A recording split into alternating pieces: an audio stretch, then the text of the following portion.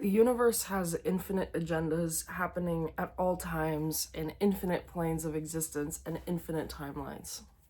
So there's not just one thing that the universe wants, that God wants. In fact, it's not even, a finite amount of things that God wants. Truly, I do believe that the source of life is resonant with what love feels like. But I also think that bad things happen in the world for a reason. Contrast exists in the world for a reason. And all in all, we are asked and we go through many, many different things for a reason, both good and bad. Now, to the human mind, this can feel like really incomprehensible. But I was reading Joe Dispenza's Becoming Supernatural, and he talks about the time grid, and he talks about how there are multiverses of existence. And I kind of want to take a step back from the sort of like metaphysical concept of time grid and of infinite time, and really just frame it in a way that makes it simpler. So in any given moment, you have billions of decisions to make. And actually, I think he describes it this way too. But in any given moment, you have billions of decisions to make. The way that you express yourself, the way that you move, what you choose to do, what you choose to eat. And there are, more generalized and contextualized decisions that you can make that are bigger. Like, for example, what you decide to wear for a day, or if you decide to greet somebody on the sidewalk. That also lead into bigger decisions like what you decide to do for a job, or just things that have more global impact. And so that lends itself to the idea that because there are billions or infinite things that you can choose to do in any given moment, so too are there infinite pathways that lead you down whatever decision that you decided to make. Itching your face took me down this pathway, where in the next second I also have infinite decisions to make, and then it leads me down whatever pathway I choose then too. And when you kind of think about the vastness of experience, the vastness of life, the vastness that is human consciousness, human awareness, and even a participation in one's own world, I think that everything else kind of shrinks to the background. And it makes it a lot easier to decide and to do and to feel in this world where we are governed by laws, where we're governed by both spoken and unspoken rules about our society, about what it means to be human, and even reasonings for humanity. And of course, reasonings for humanity is just the pinnacle of like human experience. It's just constantly wondering like, what is the reason, what comes next, blah blah blah. But I genuinely don't think that there is a reason. And I think too that just because there's not a reason, or at least one reason, I think it makes life a whole lot easier to approach and a whole lot safer, I think, to explore. Because for me, I have gone through some very dark spaces, and yet I'm still here, still kicking, still wanting, still pursuing, still seeing. But before, I didn't even think that that was possible. And I'm sure you've experienced something similar, whether it be exactly what I've experienced or not. You just kind of move through life and you realize that the way that you're living, like you think that the way that you're living is the way that you're going to live for the rest of your life, when in fact, that's likely not true. And so I think that putting things into perspective in that way, making everything much smaller than it actually is, because really you do have a decision to shrink or magnify certain concepts in reality. So like if you were to be somebody that really, really paid attention to the unspoken rules in society, where it's like, as simple as don't chew with your mouth open, and as complex as like, we shouldn't be talking about deep subjects to people that we've just met. This is something that affects me personally. Then you kind of can pick and choose which directions you want to go in and what things really matter to you and what things really affect you or don't. I know that for me, I don't really feel strongly affected by or drawn to the idea of like politics, because really ultimately the decisions that are being made in the White House right now, I cannot single-handedly go over there and just be like, stop that, Mr. Trump, you know? But what I can do is make my voice heard by having conversations like this, or having conversations in my daily life, or just sort of bringing a certain difference to allow people to perhaps expand their worldview and their mindset about what is happening in the world, both right now and just, you know, globally. Because I think another thing that's hard to really separate yourself from, especially when you exist in like echo chambers, or really just sort of spaces that don't allow new ideas to come forth, is that you believe that there's one type of world that we're living in and that's it. When in reality, there's literally a freaking, there's a tribe of people living on an island that kill you if you go to that island. And we don't know anything about them because they kill you if you go there. So I think sort of taking a step back from fear-mongering, or really just like social media in general, I know I say this a lot, but just taking a step back from narratives that have been provided to you instead of narratives that you yourself create. Because at the end of the day, you are the chooser. You're the decider of what happens in your life. You're the decider of what affects you. You're the decider of what happens to you. And I understand that this kind of, some of these things can get lost in the sauce when I get to this leg of the conversation, but you do get to decide a lot of the collective things that occur in your reality. And by collective, I mean the lives that are not a part of yours. Because when you yourself exist in a world of hate and of malice and of anger or sadness, or even happiness and acceptance and joy, that is what comes back at you from reality. And if all of us start moving in the direction of love or acceptance, or just, you know, moving away from this sort of angry headspace, this warlike headspace, then too our society does move in that direction. I do believe that this is the most peaceful time in our collective globe, because it is. Because, ladies and gentlemen, we do not kill each other in the streets for, you know, brewing a poultice at home for my sick husband, okay? Or meeting up with the girls in the forest for a little bit of forest bathing, okay? We don't do that anymore. And I think that it's easy to think that with our shared collective consciousness of the past, with our shared sort of understanding of what's happening in the present, it's kind of hard to lose, or it's easy to lose sight of the fact that this is a peaceful time. And I also want to say that this doesn't mean that there's peace everywhere in the world, but I'm saying that when you really consider who the peace is about and who the war is about, who are the people that are deciding to go to war? Is it you and me? No. Is it random people, typically men, typically white men in power? Yes.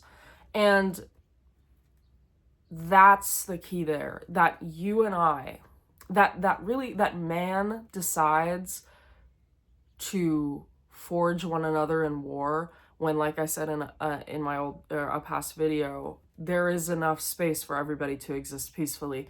Israel doesn't have to occupy the Gaza Strip. They just want to because it's a show of power. And, you know, I think that's really what it boils down to. I'm sure there's more history behind this that I'm not really, you know, emphasizing, but watch No Other Lands. That will perhaps change your opinion. So, or sorry, influence your opinion. It's a good movie. You and I don't get to choose what global leaders decide. Of course, we have a say because of the democratic voting process, but when you live in a reality where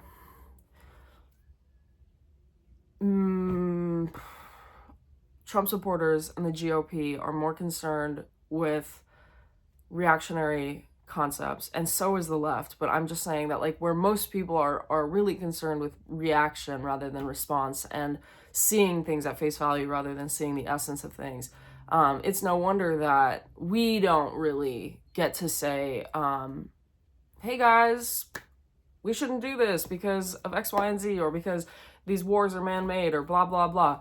But when we as individuals have these conversations, when we as individuals raise our children and talk to our family and talk to our friends about truly peace, I think that that's when these things start to change, and that's when global attitudes about life being really very sacred, very peaceful, we'll start to see that reflected in our reality.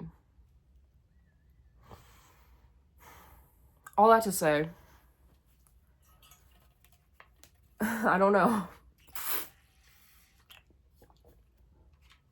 All that to say, perhaps it's really not that serious.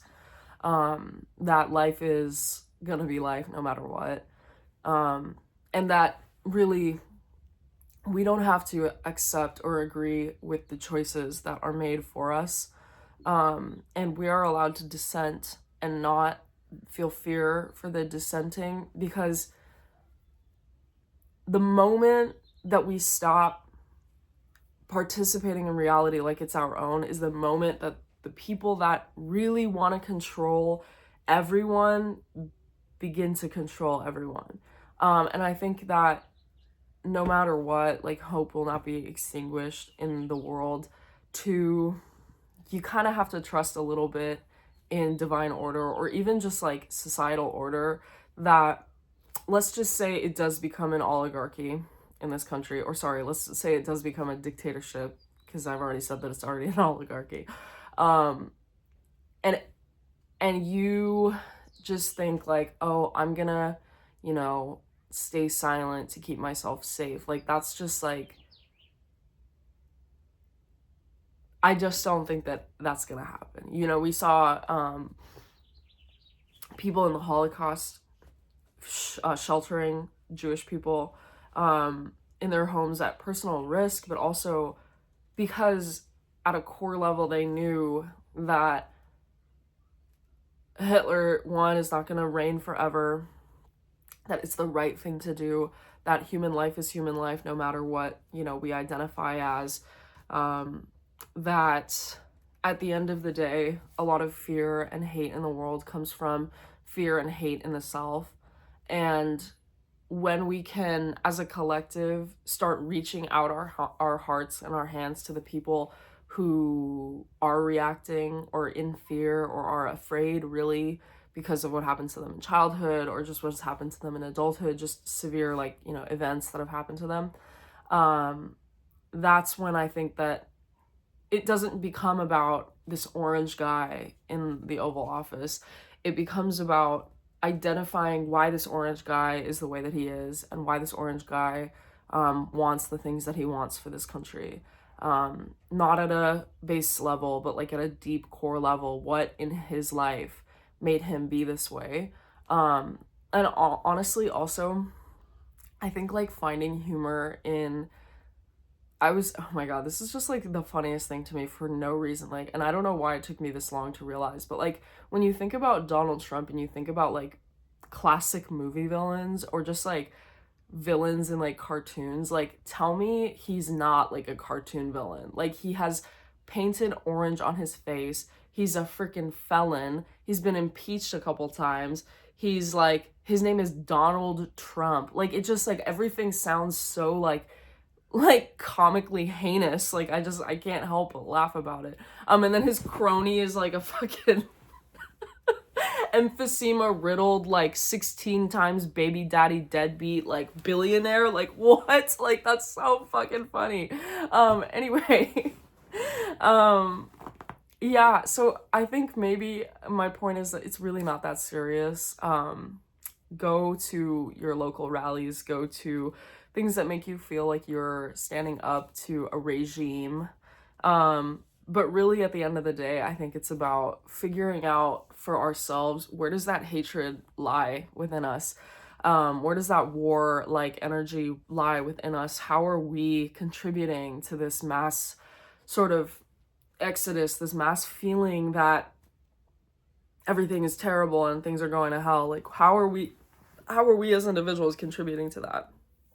And believe me, I am contributing too, because you're not a really very like whole person unless you're experiencing every single facet of what it means to be alive.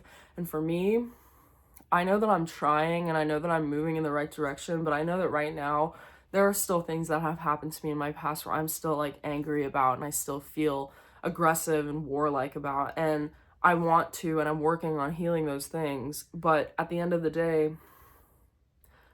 it's not about being this like, you know, fully enlightened, have no problems, totally at peace vibe. If that's your thing, that's your thing.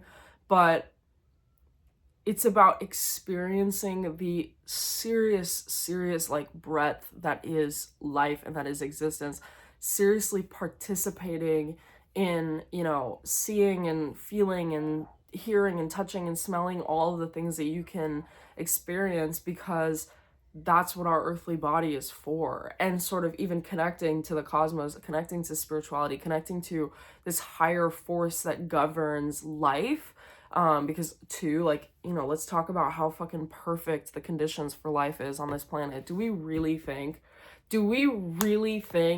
that out of every single planet in the entire universe, that one, we're the only ones with knowable life on it, and two, that we just happen to be on this like floating rock in space that has perfect conditions for our life and abundance? Like, come on.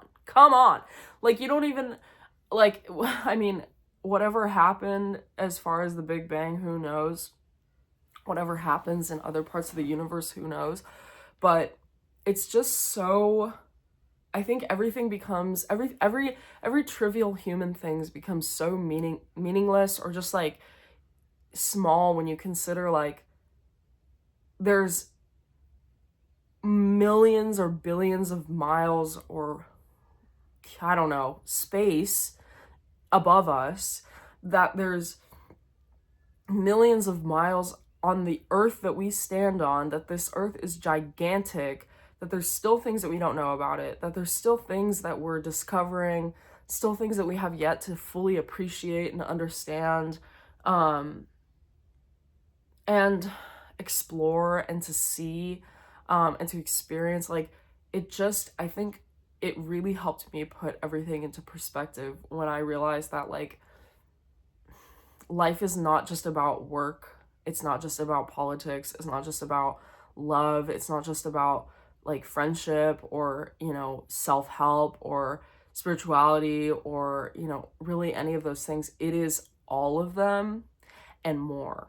And that really made me understand that, like, when I put 100% of my energy into something that really doesn't matter in the long run, that really isn't that special, like when you think about it in its totality, for example, you know, putting a lot of energy into a guy that doesn't talk to me, it just makes everything like way lighter, way easier, way safer. And I really encourage you to like go forth and like try to adopt that mentality about things. I can understand, because I have experienced it, that for some of us, it's really difficult to get into that mindset because we are currently experiencing the absolute opposite. But if I can do it, you can do it. And it really is just about one step every day. Like, it's about one step. And even if that step is backwards, at least you're taking a step. Like, at least you're moving, at least you're feeling, at least you're seeing. And then slowly but surely, you know, you sneak in the gratitude, you sneak in the appreciation, you sneak in just like really transformative concepts in life. And then you kind of get to this point where you feel grateful and you feel hopeful and you feel excited, because honestly, I'm so excited for the future. Honestly, I want to know what happens with Mr. DJT. I want to know what happens to the world. I want to know how humanity reacts to this. I want to know, and I don't want to like keep reading bot comments on Reddit or Instagram, or bot posts on Reddit or Instagram, and I don't want to keep like participating in things that really just don't matter at all. Like I like literally talking to like AI is just like beyond me. And like participating in a news cycle controlled by 3 people that's often, or not even often, that is intentionally designed to make you angry. I don't feel like participating in that, you know? So you get to choose what you participate in, you get to choose what you like, you get to choose what you see. So choose good, choose love, choose peace. Bitch. Sorry. I think that's all I have to say to you for today. I know I am posting kind of strange videos today, but you know what? It's all part of the process. It's all part of life, and it's all good. It's all amazing.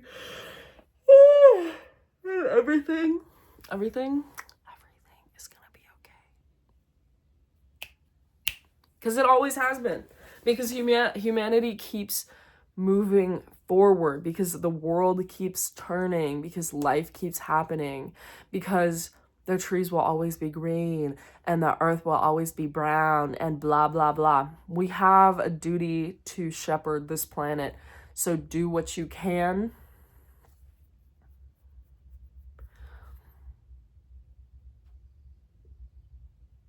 And appreciate what you have. Everything is literally awesome. Everything is literally amazing.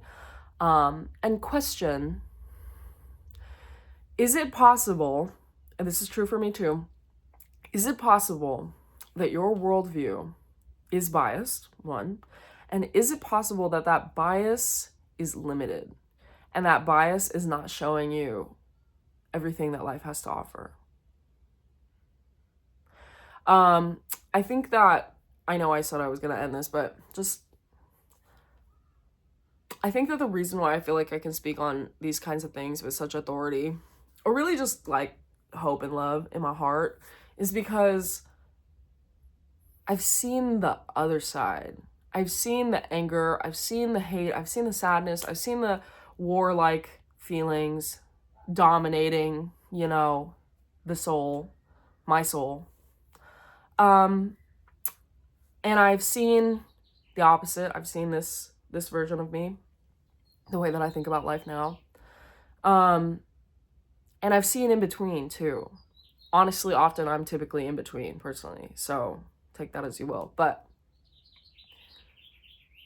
when I realize that I've seen both sides, and I get to choose which side that I wish to exist on, of course I want to choose the side that I'm living on right now. Of course I want to be happy. Of course I want to be peaceful. But when you're in the bloody thick of it, and you're like, everything is literally awful, I hate living, it's not worth it, etc.